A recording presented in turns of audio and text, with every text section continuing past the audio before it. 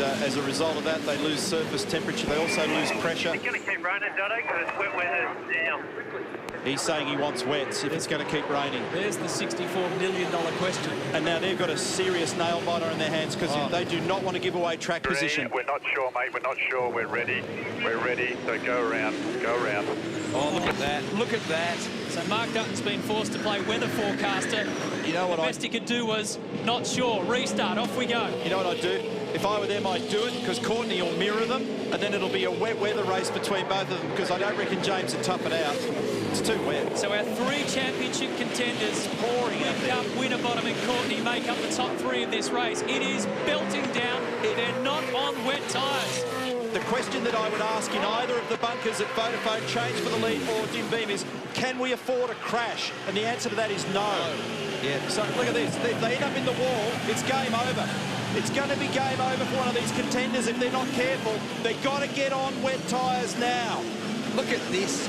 That is so slippery, you will not believe it. If you're down the autoscape here, you'd play the risk game, but I wouldn't play the risk game. Oh, James Courtney's about it. Oh, no! He's in the fence! The boat's in the fence! They're all in the fence! Oh, unbelievable! Top three in the fence. Van Gisbergen goes as well. Suddenly, Whincup has managed to keep going. Courtney's desperately trying to go within the fence. That's stupid. I said it 15 seconds ago. They pushed that you cannot afford to have a crash in these conditions. They should have been on wets. Particular attention to the right front. He's got nothing on the right front. It's going nowhere. They're all broken. Forget about it. This is just incredible. Damage, Brixie. The right front appears to have damage. It could be just flat. Let's have a good look. Let's just take our time. For 4 wet. Got damage on front right. This could end up being a red flag, which means that if it's red flags, it could backdate. I need to see where we're at in percentage terms. But we are ready for it's got broken front suspension. Guys, this is when you've got to go with the driver. You've got to go with the driver's feel. When he said on the safety car at the restart, it's time for wets. We have passed the critical 75%. It can be declared a race. We've got massively wounded cars, and if it is declared, it'll backdate. To the lap prior. Yeah, don't ask me what it looked like at that point, because it's too much data to process. He's going to battle to get it into pit lane. He can't steer it. No, he's got it there now. Oh, now, I totally echo your remarks. The driver, he was saying, I need wets. They're playing way too much of a theoretical laptop game and not enough racetrack game. It's going to be super slippery. I'm going to have to try and get you to try and turn around from around the GRM buoy. That's what. And we're going to take our time and just make sure this thing's good. So that's what happened to Craig Lowndes' car as he went slamming into the rear of James Courtney's car. Okay. Right out of it. Okay, let's go up. Stand under, please. Oh, it's got a broken disc. Okay, it's got a broken rotor. He's going to be there forever. We've got a rotor that's smashed in pieces, boys. Rotor smashed in pieces. Upright broken in half. Upright broken in half. Yeah, you can see there goes not only smashed this, but the upright is broken clean in half. That's going nowhere. So that's one championship contender gone for the day. Now, what's it look like at the other end of town? Because it doesn't look much prettier. It's gone too. He's going nowhere. Adrian Burgess, sporting director. This thing is broken. These two guys are going to get big fat zero. James Courtney, to make matters worse, he's turned into the wrong garage. They're going to have to push him around and get him in the right garage. This is a mess. It is belting down in pit lane at the moment. It couldn't get any worse. Guys, where is Winterbottom? Because if these blokes score zeros, Winterbottom, you're going to have to focus on here because he could grab points. He's down in 13th. What's the state of his car? Have a look at the damage on Lowndes' car after running into the back of James Courtney at turn 5. Well, if they thought Jamie Whincup's car was bad, wait until they see what's happened to Lowndes'. Alex Davison stuck. Todd Kelly was stuck there. It's like a wrecking yard. Mark Winterbottom is the big question.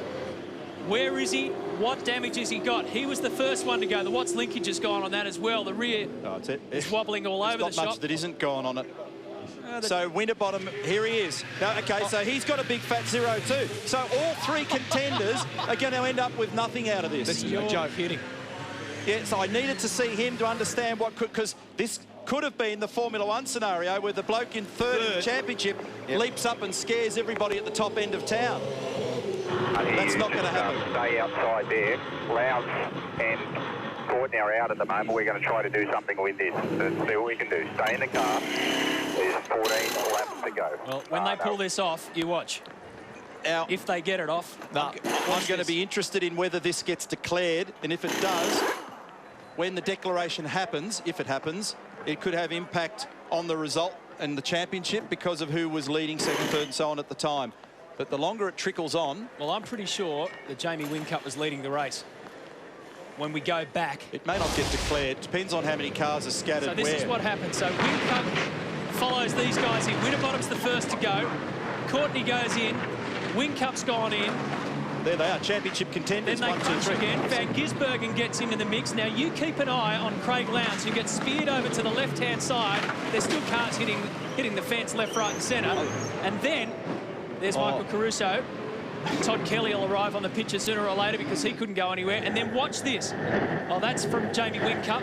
There's Courtney. This is a championship moment evaporating in the middle of a rainstorm. But it's the status quo. So it's a reset for tomorrow. So forget about the championship contenders. They've actually all neutralised each other. Each of the teams and their strategists have neutralised each other. Check this out. Watch James Courtney's car and Craig Lowndes. Rush. That sound you can hear is the sound of cash registers ringing. Because that's an expensive act, all that. So I'd forgotten about Winterbottom because I was that focused on these two guys that it was hard to read what was going on. But the first bloke to crash was Winterbottom. Yes. He was the guy that went into the fence first. Guys, it's all happening here. James Courtney, that's the last thing you needed. Yeah, it wasn't real good, Barrett. It, you know, just massive aquaplane down that back straight. It's, yeah, it's pretty dangerous. So it's, yeah. I don't know what happened with the other guys, so we'll see what happens. Mate, I have no idea how you keep your cool. Yeah, it's done now, mate, so no point going crazy about it. We'll just see what happens. All right, all the best. Just see if I can dive in here and just grab a quick word. Hey, Jamie, pretty spectacular stuff there, man. Championship changing stuff. Just talk us through what was going, because from a driving point of view, I mean, we've driven cars, we know how hard it is. Engineers saying stay out, mate, hard call. Yeah, hard call. I'm pissed off now. I didn't come in for wets. I was so close to pulling in before the safety car, but that's the way it goes, mate. We all, I was completely aquaplaning about 100 metres before the corner. We're all just absolutely out of control, hanging on, and just brace for the impact. And that's what it was, mate. So there was obviously a lot of water flowing across that left-hander there, and it literally did lift the car and straight ahead. Yeah, the three of us were full aquaplane 100 metres before the corner, and we were just hanging on. Crazy stuff, but if we can get this thing back out there, we can get some points. Good on you, mate. Well done. And I reckon if we could have a chat to Mark Winterbottom, he would say exactly the same thing. Those three guys were in exactly the same position at the same time and the same outcome. Aquaplaning into the fence, major damage, almost replica damage across the three cars. The interesting thing there, and you guys were talking about this, was remember on that restart lap, when Jamie Whincup asked Mark Dutton the question, he didn't say, I want to come in. He asked him the question, is it going to keep raining? Well, it's a pretty open-ended question. Well, but he made a clear statement, we need to be on wets. And we were saying it up here. But the problem that they were all waiting for one of the others to blink. Everybody was waiting and looking at the other guy because they didn't want to give away track position. Meantime, the guys couldn't steer the cars. You know, eventually on a slick tyre, a cold slick tyre, like look at these conditions, there's nothing in this. That's novel stuff. Smash up Derby. May as well come down that way. He's going to end up in another car. He's going to run into the other car. Gee. May as well not. What's all that about? It's not as though he could do any more damage. Well, he'd already wiped the right-hand rear mirror off, so he couldn't see where that one was, Crobbo. That was a car park mistake. Those mirrors are useless. So they're trying to check out what damage is unfolding in car 5. Mark Winterbottom, it's Matty White here. If you've got me and you know anything that we don't, what can you inform us about the damage to your car? Yeah, she's not turning. Yeah, I don't know. It was a big hit, mate. I'm surprised I even got back. So, yeah, that one hurt a little. I backed off. I went through the chicane. I backed off. I still couldn't get through there at rolling speed. So, yeah, that was a big one. That hurt a little bit, that one. It was a bizarre situation, Mark, to see the top 3 championship contenders all go into the wall at exactly the same spot, aquaplaning So you've all got a similar story of woe. Yeah. What a bugger. I saw them go in. I thought that was my chance, but yeah, that's the way it goes, mate. It's been a long race, and then the heavens open up. You're on the slick tyre, and that just shows how greasy it is. You know, people probably don't understand how slippery it is, but yeah, I was at walking pace almost going in there, and it just took off. So yeah, that's just how it goes, mate. Pretty heavy impact. We're just looking at the replay right now. Not only when you hit the wall, you must have known what was coming behind you too. Yeah, I saw about 15 cars ping-ponging off each other, so yeah, what do you do? It was entertaining anyway. Well, good on you, Mark. Let's see if you can get back out there.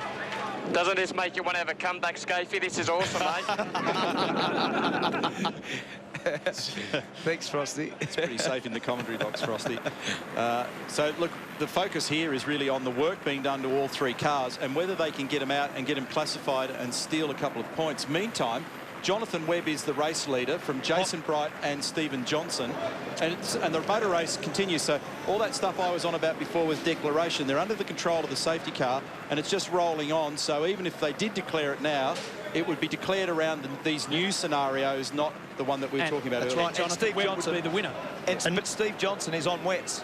So, boys, I can tell you, look, they're working really hard on Jamie's car. They've obviously cotton. If they can get this upright on the car, they're out there. I'll just grab Roland Dane, team principal.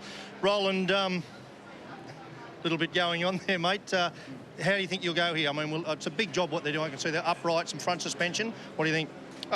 They'll give it a red-hot go and see if we can get out to... We've done enough laps in terms of being classified as a finisher. So a little bit of a race between them and us at the moment to see who gets out. But if we can get out before the checkered flag comes down, we'll get some more points. Mate, that was a tough call. I mean, we've all been there, slick tyres on a wet track. You know, I mean, in hindsight, we're all probably thinking, you wish we were on wet tyres a lap earlier. Very hard call, a lot of debate. What do you think?